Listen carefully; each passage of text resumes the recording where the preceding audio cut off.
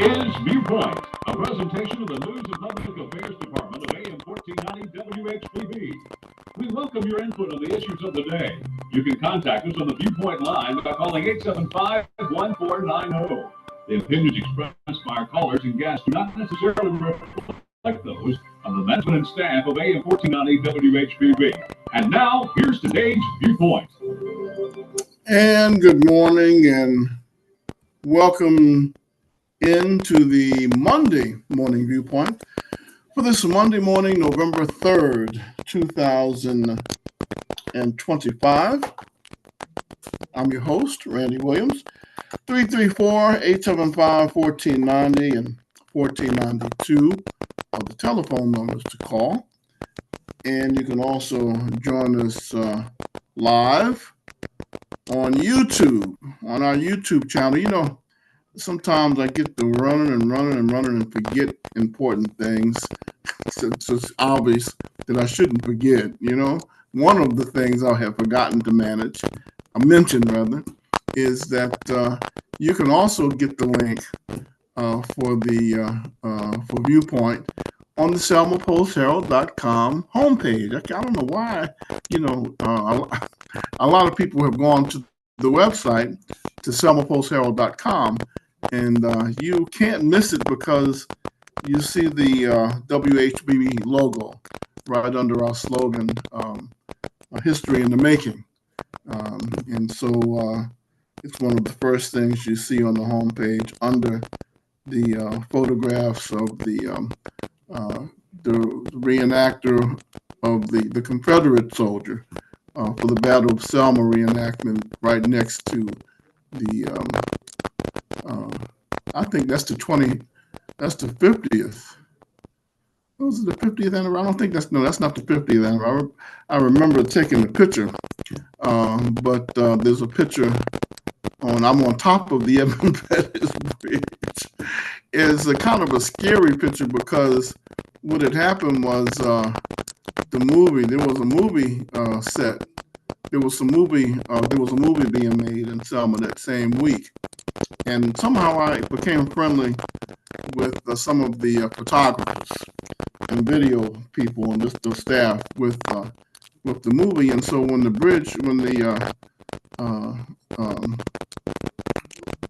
reenactment of Bloody Sunday took place, as I was coming across the bridge, one of the photographers, they had built a set on top of, at the very height at the top of the bridge, and they had built a structure that was secure, but if you fell the wrong way, you better be able to swim.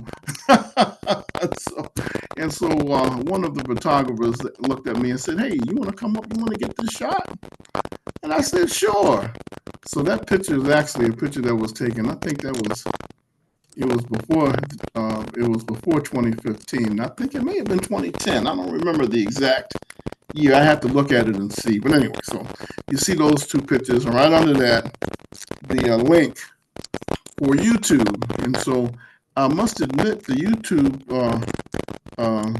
experience so far has been much better, probably because they are really geared towards and made for video. Facebook handles video, but they every once in a while they have some other issues that will crop up. But I haven't had those issues since using YouTube for the live stream. The problem I had initially when I first started trying to use YouTube as a live stream was trying to figure out how to get people to find it. Some things are just right in front of me, you know, and it just happens that way. All that time that I could have been doing it like this, but for whatever reason, every once in a while, the simple things would get by, right? 334-875-1490 and 1492 are the numbers to call if you have comments or questions. What's going on? A lot happening.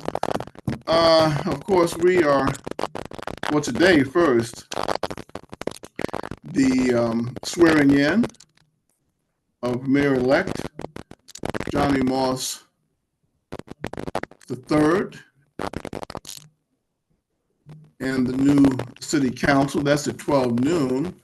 at the Carl Morgan Convention Center. Then they're going to have their organizational meeting at 4. I think tomorrow, if I'm not mistaken, Dr. Scott on Friday said that the school board is having their will be installing their new school board members tomorrow afternoon. So this is a week of a lot of political activity, both locally and nationally.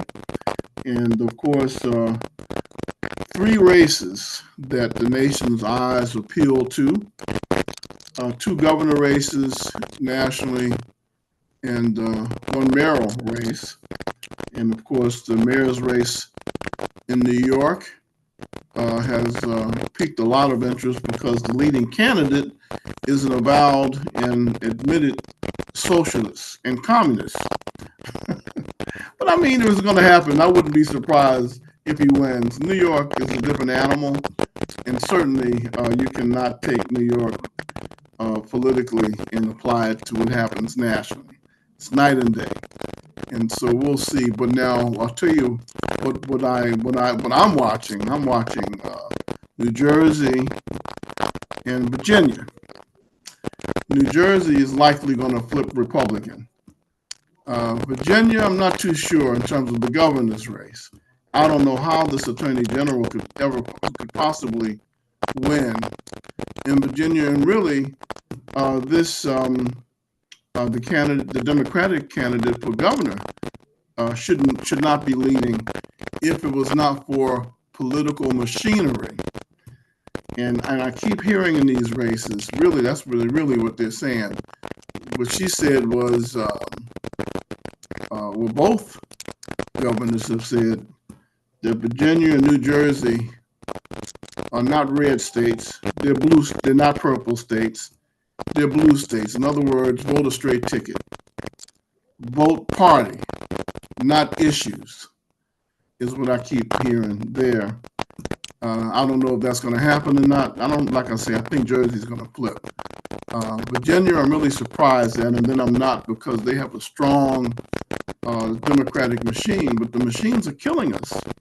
So we'll see. But if it's close, that says a whole lot about the nation and which way, for me, the mood is switching nationally, which is leaning more towards being conservative than liberal, if you will. And even now you've got people that are left of liberal. I didn't know that was possible, but obviously it is. But now from my perspective, I'm more interested in and more focused on,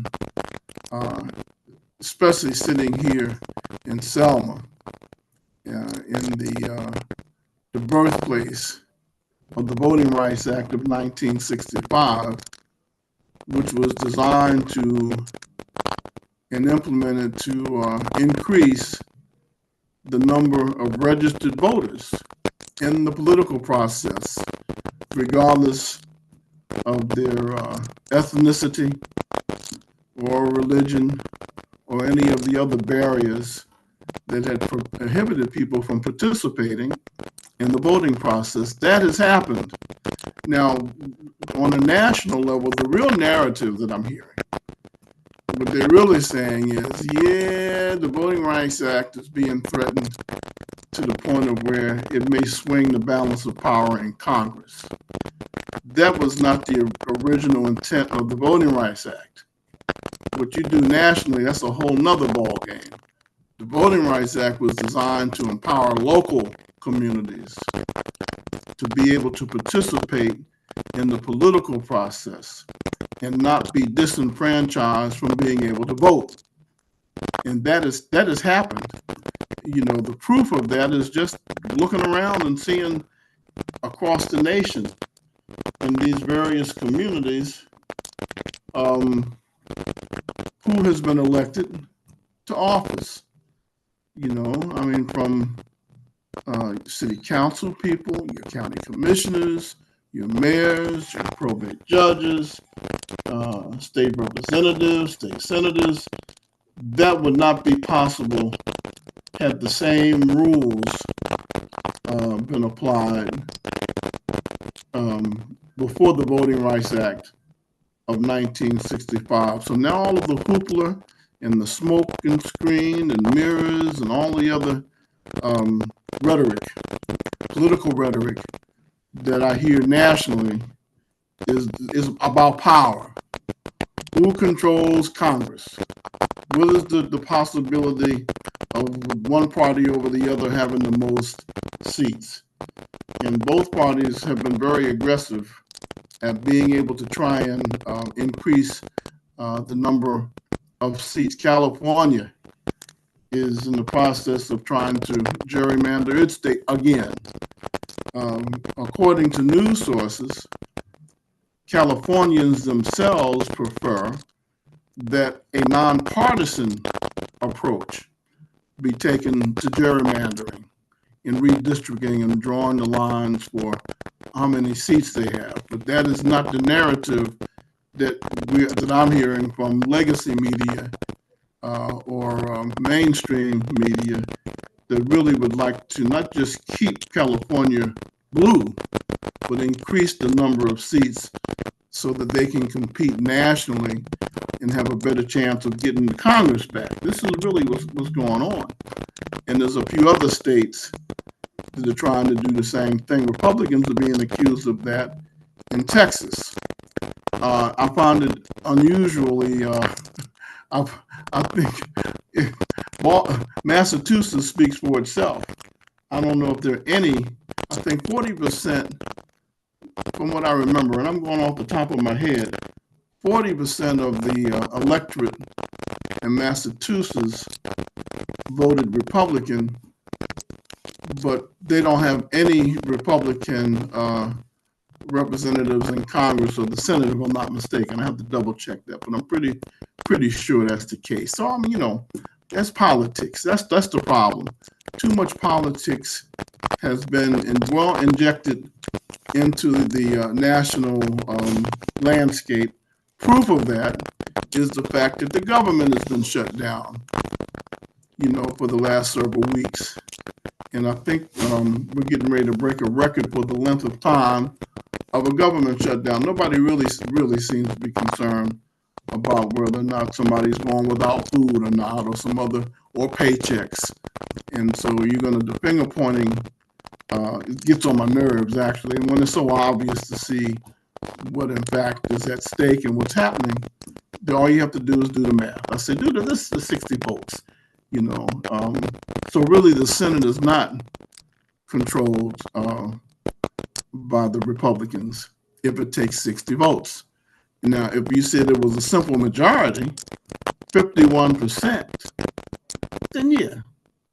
But in some major decisions, they've structured it so that the filibuster is in place, and it's designed that way so that a simple majority cannot just come in and completely reverse or change the policy. Now, this is the one thing I see where President Trump and mainstream Republicans are at odds. They don't want to change. He's telling them, take the nuclear option. Obviously, there's a way for them with a simple majority to do away with the 60-vote rule. But the argument from the Republicans in the Senate and the House to President Trump and others is that if we do that, if the Democrats win, they could, because there's going to be a time, this is going, goes back and forth. The Democrats will get back in power probably at some point. And if they do, and all it takes is a simple majority, there's a lot of policy decisions that really is probably wiser and safer to have that 60-vote threshold. There's no telling what they push down our throats, and that's what they're concerned about. That's where they're kind of at odds with one of the few times that they are at odds with President Trump. Viewpoint, you're on the air. Good morning. How are you? That's what I've been sure about you. California, I don't know what's here going on. But whatever that's been going on, and the president can tell Texas and give them 506. But you must not have been listening close. No, you must not have been listening to what I said. You mentioned California and Virginia. You said get ready to go ahead and redistrict. You must not have. You didn't listen to. You didn't listen to what I said. But go ahead. I'm sorry. I don't want to interrupt you. Go ahead.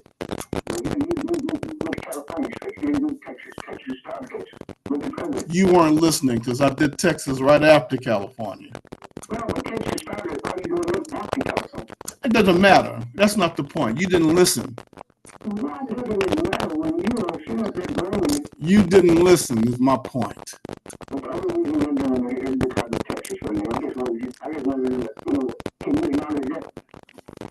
Can I acknowledge what?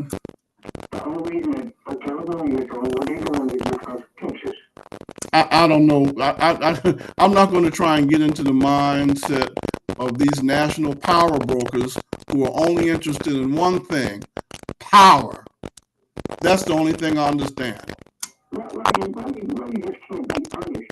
I just was. You're not being honest because the president told Texas to find them 5 seats. California would have never did anything like that until Texas did. California had already done it. I'm not going to argue with you, man. You just want to be right in the winning argument. I'm not interested in winning arguments. I'm not interested in that. Go ahead. Let me let you finish, and then I got to take a break.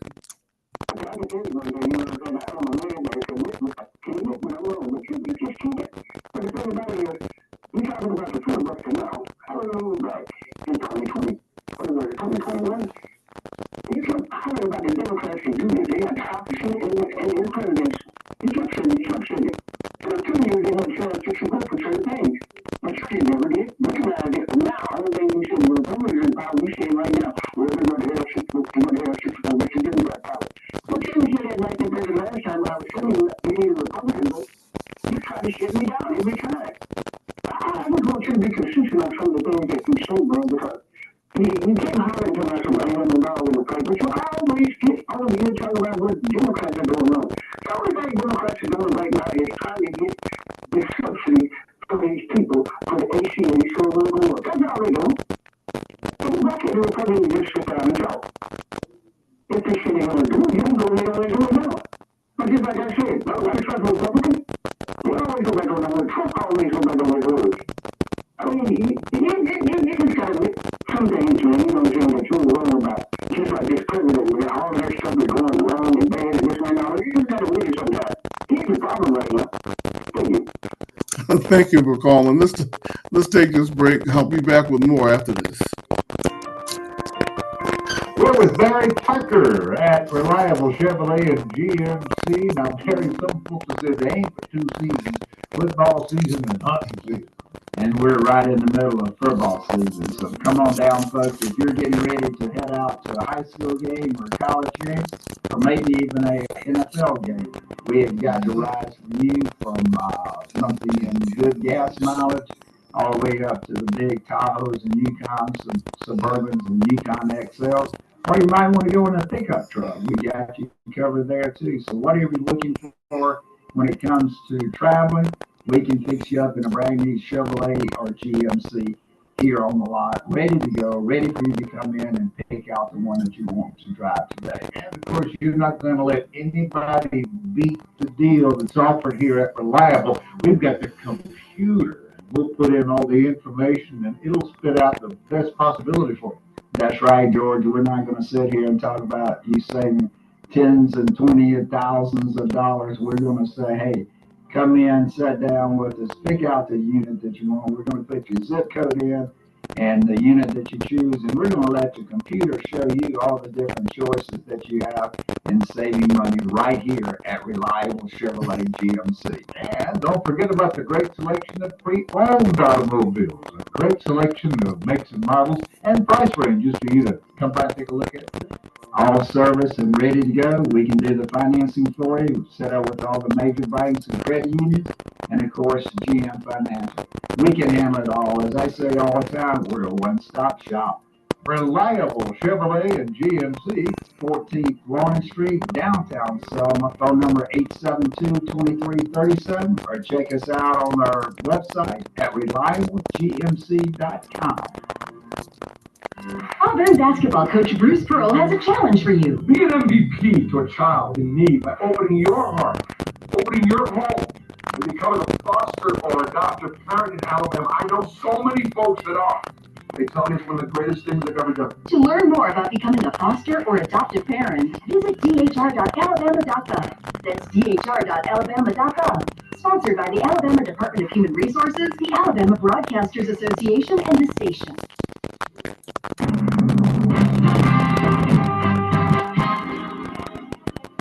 Good morning, I'm Jasmine Williams at WSFA 12 News. Here's what's happening this Monday.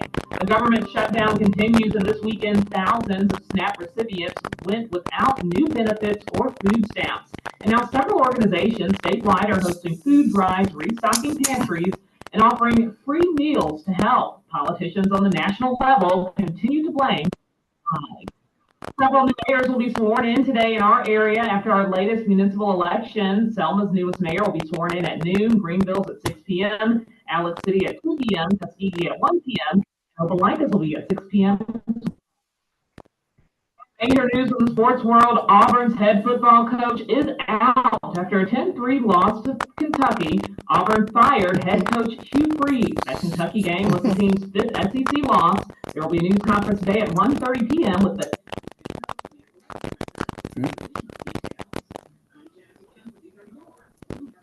1490 WHBB. Good morning, Viewpoint. You are on the air. Good morning, Viewpoint. It's Angela Benjamin. Angela Benjamin, Hollywood like you should. How are you? It's November. It's my birthday month. Oh, is it? Well, early happy birthday. What's the actual date? Oh, boy. Yeah, well, that's right. That's this week, huh?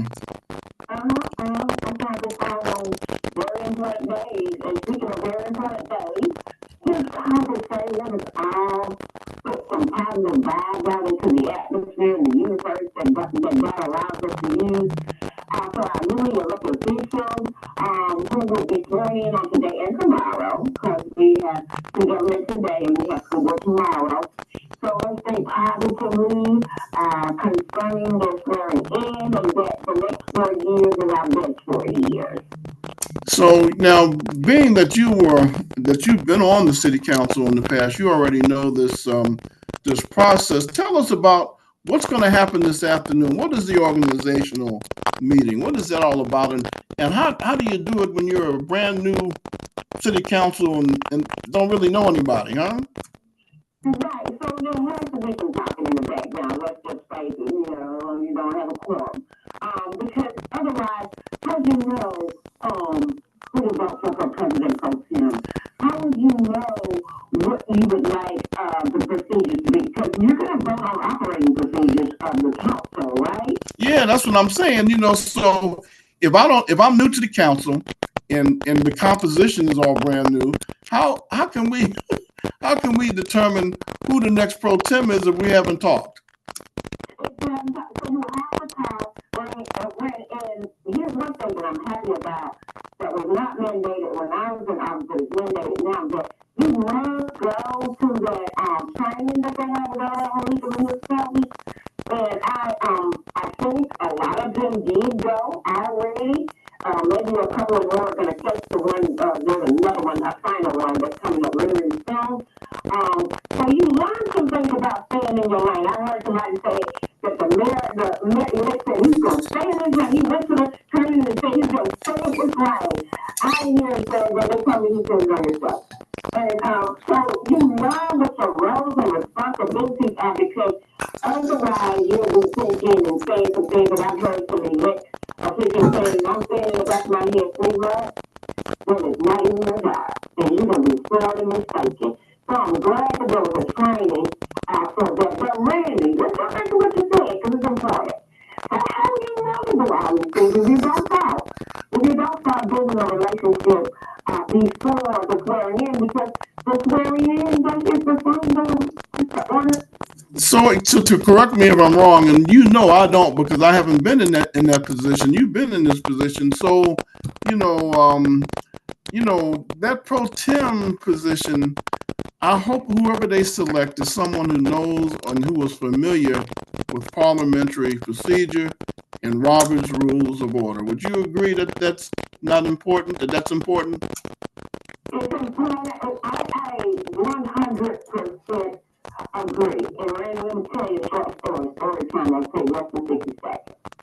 Oh, we got time. We're not in the threat of ending the program soon. But go ahead. Take your time.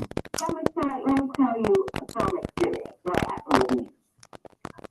When I got on the council, so I had the honor and the pleasure of having Kobe Little to come mentor me. He's telling me, this is going to happen. Well, really, I don't know any of these things that's going to happen on the same day as right here, right? So he said, you got to prepare yourself. This is going to happen. Y'all have to like this. Y'all have to say what time y'all want to meet, what time of day y'all want to meet. I was like, everything's going on, Claire. You know, he's like, yes, prepare yourself. So I'm preparing myself. And as a person that has studied rules of parliament, Randy, I knew parliamentary procedures. I was a sergeant at all these things throughout my life, right? From city government to college to all these other places that I've been. And so I say to myself, okay, I think I can do that. And I confer with myself, and myself said back to me, you certainly can do it. You're having this conversation with yourself, huh? Yes, and I thank myself for reminding me. And so here I go. I'm new, right out of the water.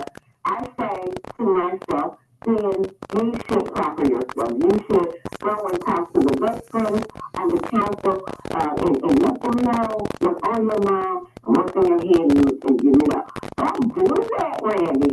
Lo and behold, Randy, I run into a brick wall I didn't know was there. There is this entire rule of the council that the senior most person gets to be president pro tem. I'm glad you don't know that, so no one told me that. Like, it's an entire rule, okay? It's not the law, it's not written. No, you're saying it's a cultural practice. So, okay. I was not tired, guys. I went to this particular person because I looked up to them, and they were senior most person, and, I told them, and it was a good conversation. And lo and behold, after the conversation and behind my back, things went awry, saying that Angela Benjamin had come to take this position from the senior most person she's been. Just the opposite, huh? I would not have conferred with the veterans on the council had I not. I talked to another veteran person. He thought I would be good at it. And so when I get a big okay, there's an applied rule. So let me break this down. You don't have to be the senior most person. But what you do have to be is a person that is a student of the rules and procedures of Robert. We have a Robert word. Robert rules, you need to know them. Here's another thing you need to be ready. You need to be present. Okay? Yeah, you need to be at the meetings, huh? And so I guess I try to view things through a practical prism, and I've seen it also. I know now common sense tells me that if a person is not familiar with parliamentary procedure or Robert Rules of Order, there's going to be a learning curve. But people who are familiar with it are going to constantly be challenging whoever the city council president is, or the pro tem, if he has to fill in it for his role, and constantly be asking questions and procedural challenges to the rules. What do you do then? Yeah, that's why when I went to all these people I went to, the veteran people, I explained to them that I already know these rules. I already know these. And guess what else I had in my desk, Randy, and you know this. I actually attended council meeting as a citizen, for decades. I was in there on the pew, so not only did I know what was in the order, I knew what y'all was talking about. You already knew what they were going to challenge, and when somebody was going to say, "I have a question," or "I want to table this," or da da da da, etc., etc., etc. And you gotta know what trumps what in when somebody offers a table, right? You gotta know what Trump was so. There is a learning curve for that, so you don't have to be there, but you do have to know the rules. You need to be present, and you need to be a person that respects your fellow council members. So what I can tell y'all is, and it's a misconception that either one is the boss of the other. Not even the president is the boss of the other eight. And that's what people get messed up in their head, and they come out the gate the wrong way. And this is between the president and the others. Instead, he presides over the meeting. He comes up with the agenda. He's just running the meeting. The city council president runs the meeting. Simple as that. Right, simple as that. I said he or she. Right, I got you. We have had a seat. And we come up with an agenda. Yeah, but Geraldine, the late Geraldine Allen, she knew she was mentored by Miss Nancy Sewell when she was in high school. She was not president. I miss the way that she did things. Okay, I just miss the way that she did things. So I left her. But you need to know those things. You need to respect your members. You need to all those things. You need to know how to move within 9 different personalities that include your own. Okay, there's 9 different personalities, Randy. And you know, I said this okay, so I'm talking some things I experienced. And when Corey was absent one time, he was absent more than one time because he had to be. For this first time, it was a wonderful meeting. And the second time, really, I felt guilty by a couple of men on the panel. And I tapped the gentleman very, very lightly and very ladylike, Randy. And I said, excuse me, gentlemen, the lady is talking. You didn't use the gavel?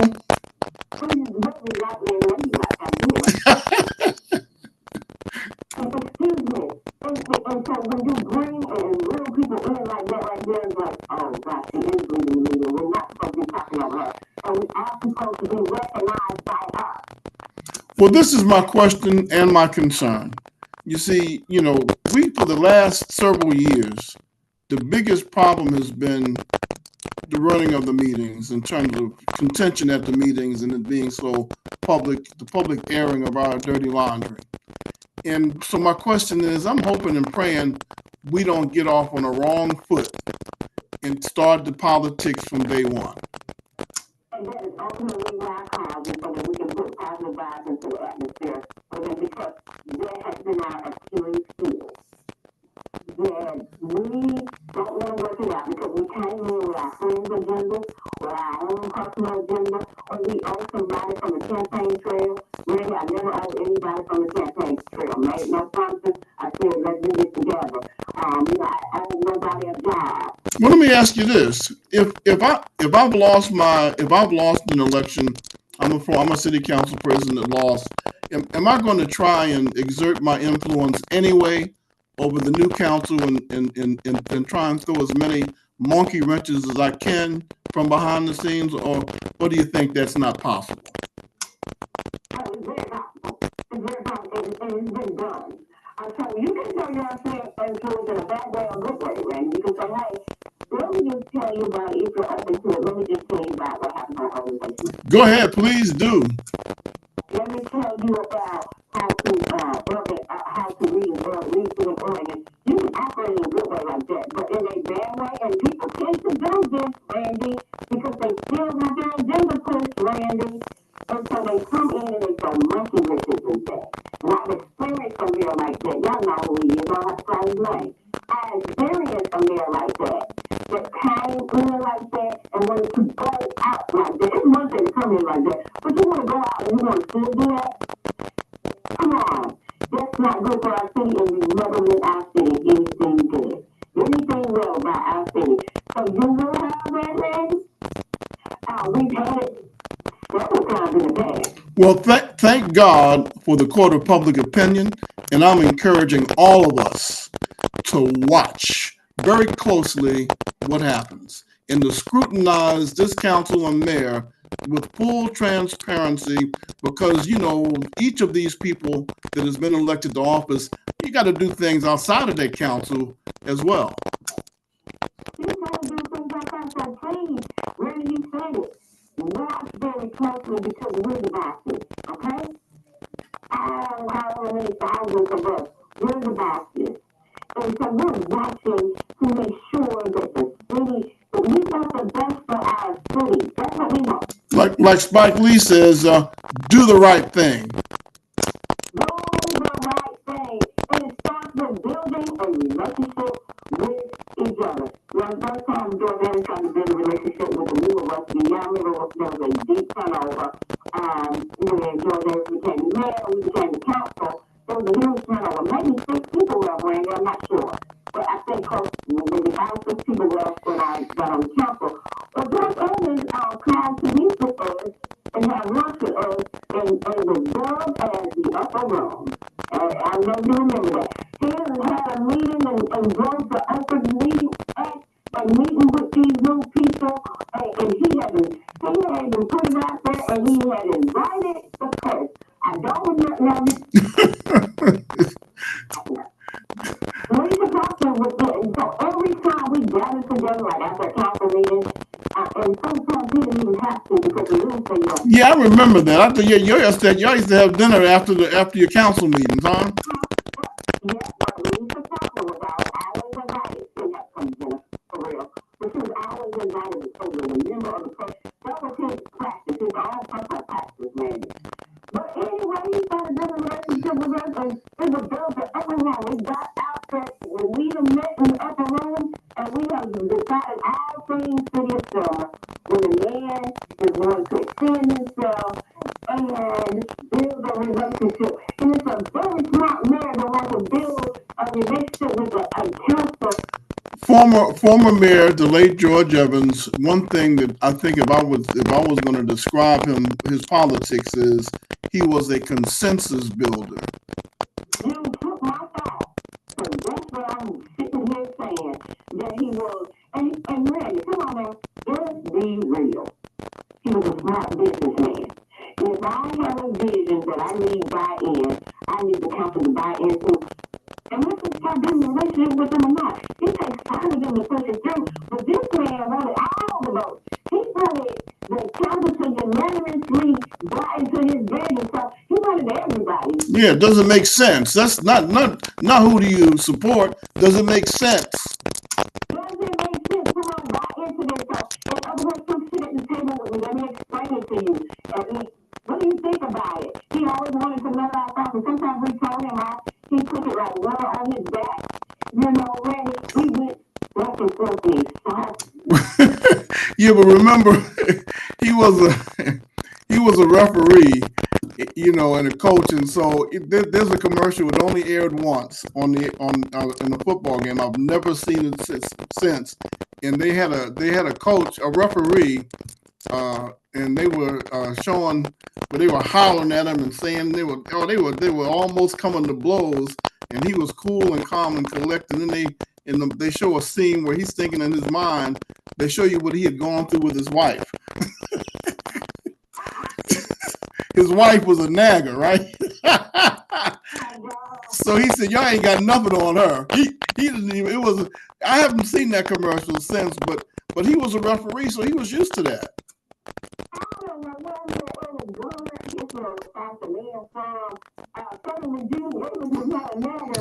No, it's not. He didn't. He didn't. That wasn't his preparation. No, Tipton was his preparation for that.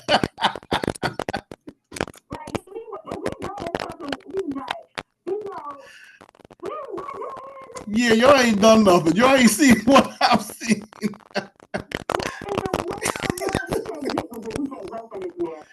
He would hold his hand out and he would send it with that hand and he would say, "Well, Benjamin, I'm going to go back to the drawing table. Now I'm going to bring this back. I'm just going to try to be careful. I will be back." Well, I see. He put it on the table. So, so we need to be astute. That's why I'm not as worried about what's happening nationally. I'm worried about what's happening locally. Local, sister. All politics is local. All politics is local, and we need to get that in our head. It comes from the ground up, and we gotta get all of these cities and all of these midterms are coming up. We gotta get these governors right. We gotta get these representatives right. We gotta get these senators right. But first, we gotta get Selma, the city of Selma, right. And it starts today at 12 noon. They will elect after these people's titles, and they will become the newly elected officials of the city of Selma. And hopefully their work already started and they've been talking with each other and building a relationship. Because how do you know who to vote for president? Yeah, I don't know. I'm afraid to ask. And how do you know you're going to get here? There's evidence going to be put in your face that says we want to meet on a certain day of the month or certain days of the month and certain time of the month, right? How do you know this if you don't talk? How do you know that Angela works in Tuscaloosa? You see, I'm just home till 6:30. Are the meetings going to be at 7? Unless the organizational is it's got to be long. It can't be 45 minutes, I wouldn't think. And tell you right now, if they talk through it, a mistake has been made already. I promise you. Because they got some finance things to talk about, deposits and the banks and all. They got things to talk about. And then you have discussions to be had, like, okay, maybe y'all didn't talk about President Pro Tem, right? Now you got to discuss it. Well, I think it's going to be important because that pro tem position is going to be important because Mr. Randolph already has a demanding position that requires that he travels a lot out of the city of Selma to help Selma. So he may not be able to be at all the meetings. So the pro tem is going to have to be just as familiar with Robert's Rules of Order and parliamentary procedure to run a smooth meeting. Corey and I, who are classmates, the fabulous class of 1987 from high school, we stuck closely by each other, okay? What Corey knew, I knew, and I made my business to know. If Corey went into a meeting with the mayor, then come on and debrief me. Well, Corey had been the president, as I understand it, of the American Heart Association. He was also familiar with running a meeting with Robert's Rules of Order when he was with the Knights of Columbus. So he was no stranger to running a meeting with parliamentary procedure. And neither was he a stranger to sharing the travel with his pro tem. If you don't want your pro tem to know anything, you just want them to look for it, you know, leave them out in the cold. So who is president? I want y'all to go back, you non-members, go and check the roll. Who has been president? Who's going to come? Who's going to be there when somebody has to be absent? Is it a person that's always absent from the meeting? Or is it a person that's always present? So what happens when that happens? What happens if you're if the city council president and the pro tem are not at the meeting? What can you have a meeting? So I saw, and Billy's a lawyer. I saw when Billy had to be absent and Clay was also absent because he had to be, I think, out of town with his family, I'm not sure. And just recently, like 2 weeks ago, I saw that Billy had given the gavel to Councilwoman Christie Summers, new name, help me. So the council president can delegate authority to someone else if that happens. So he did. He delegated it to, so they still have a quorum. He delegated that job and that duty to council meetings ago. And you know, Sam ran the last meeting, the final meeting, I think that was Yep, I heard about that. Mm-hmm. I think that was like a professional courtesy to him on, Right, because of his retiring. Yeah, and it went well. And I didn't realize that Councilwoman Crenshaw had been 20 years on the council when she left. Her picture is in the convention center. Somebody else's picture is in the convention center too. You know, they get so many years, they framed him now. Sam gets framed and put over there too as well. Well, so we just need to be paying close attention and let this new council and mayor know that we are watching. report card. We are thinking of they're not sticking around as long across the state of Alabama as in the past. You're not sitting for 20 and 30 years. I mean, and you can have them sit forever if you like. If you're doing the right thing. Do the right thing. Do the right thing. Because if you're doing the right thing, baby, we're not bothering you. Go ahead. We're going to be like, go ahead, Mary, do your thing. Go ahead, counsel, do your thing. We like what we see. And the people now have votes, and they are wild about their votes now. They're holding the vote a little bit more sacred. And we need to be making notes so that the next election, we know exactly who's who and what's what. You need to know who's been present and get to do the work. Our council ran a city without a mayor, okay? Let's be honest. Our council was the last time when I was we ran the city without a mayor. You need to know who's been present and who's been absent, how often, and why. Because sometimes people have a legitimate. Well, if it's legitimate, that's one. If somebody in if your immediate family died or you had an operation, but you know. I'm talking about that right there. But I'm talking about watch that right there.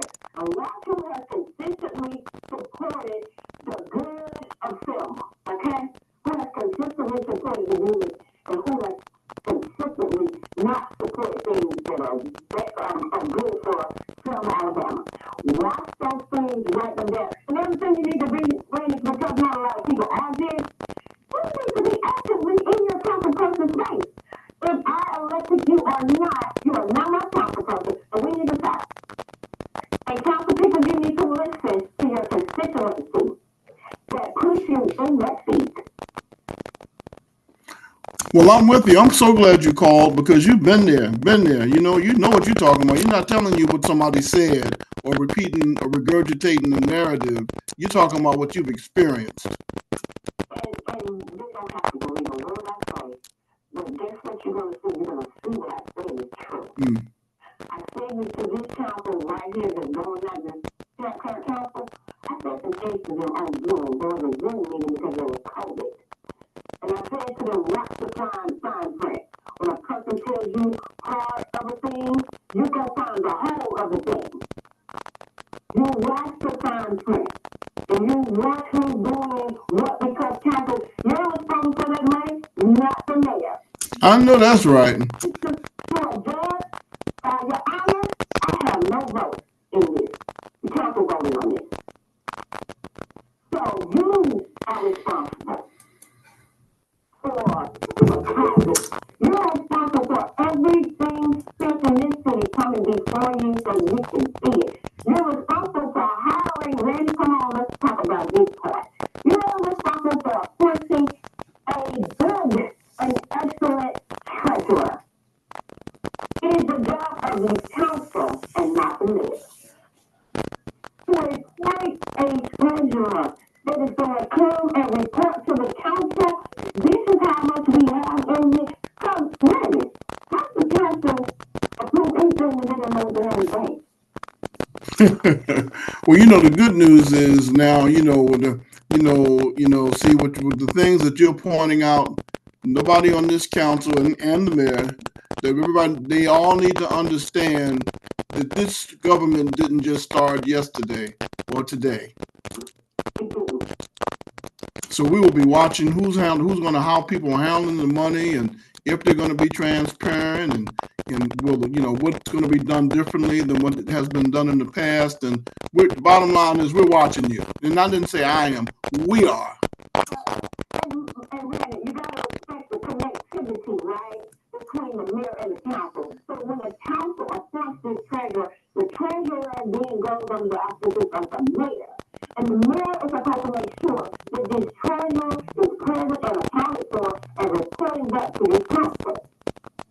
And doing their job. Doing their job, and you gotta come and tell the council about the financials. How, Randy, can a council push anything that the mayor wants that involves money if the mayor does not allow the council? Oh no, you can't run city government like a business. You're supposed to run it in the ground like you don't have common sense. Randy, when that doesn't happen, created this fight that no one wants to see. When all you have to do is make sure that this president on your hands and out of the council hands after the appointment comes and report to the council. It's because you're going to have the council saying, no, I can't vote on this. I don't even know how much money we have today. Why would I vote on a $100,000 contract? When we don't have it. Yeah, that's crazy.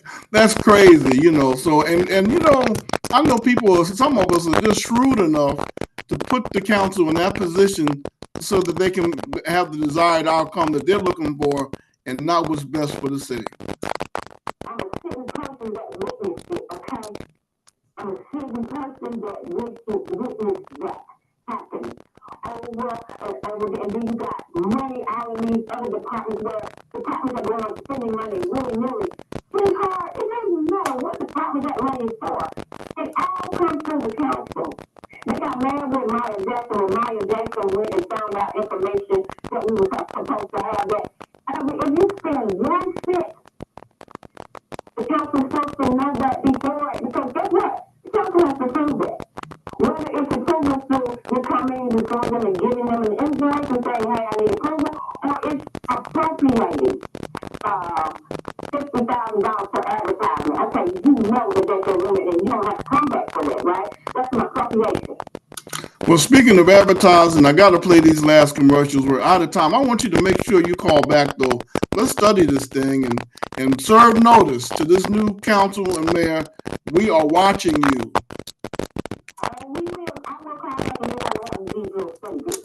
Please do. Thank you so much. Thank you for calling. All right, we're going to take this last break. I'll be back after these messages. Hello, everybody. G-Man here. Did you know that Alabama is located in what is known as the stroke belt? Right here in our listening area, 43.4% prevalence of adults who repeatedly suffered from high blood pressure. Other risk factors include high cholesterol, diabetes, obesity, and smoking, which can all lead to serious health problems and even death.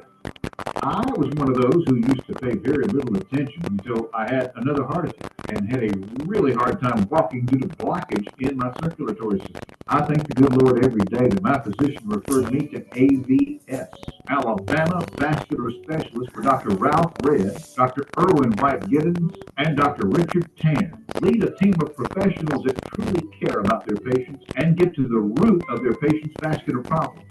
Then provide the care needed to get them on the road to recovery. If it weren't for AVS, I don't know if I would be here talking to you today. 334-801-9952. Check them online at alabamavascularspecialist.com.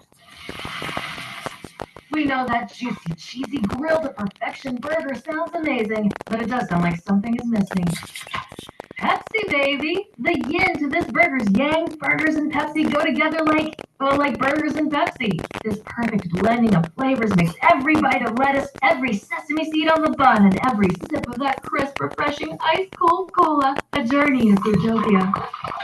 Burgers, better with Pepsi. That's what I like. Tonight is opening night of the Selma Lions Club Central Alabama Fair. It's going to be great. It's open at 5:30 this afternoon. Admission is still only $6, and armbands are only $25 each all week long. Be sure to check out the exhibits and enjoy the wonderful rides on the Midway. And be sure you get yourself a cozy dog. One of those Kaneka cozy dogs. 1490 WHBB. Yep. So what they're doing in New York, it's not going to affect me. In New York, they're talking about they want to provide, they're going to give people free bus rides. That ought to be really interesting. We don't even have a bus in Selma. So so what they do in New York doesn't affect us here, or New Jersey, or Virginia, or Texas, or California. I want to know what's happening here. Thank you for listening. I'll see you tomorrow morning, the good Lord willing. Stay tuned. Fox News coming up next on WHBB Selma. Let's try and enjoy some of this weather while we can during the day. I'll see you at the Central Alabama Fair, too, and the mayor's and city council swearing in. And who knows, I might even try and duck my head in on the work session. I don't know, y'all. It seems like it's always something, huh? See you tomorrow morning, God willing. Stay tuned for Fox News on WHBB Selma. It is 9 o'clock.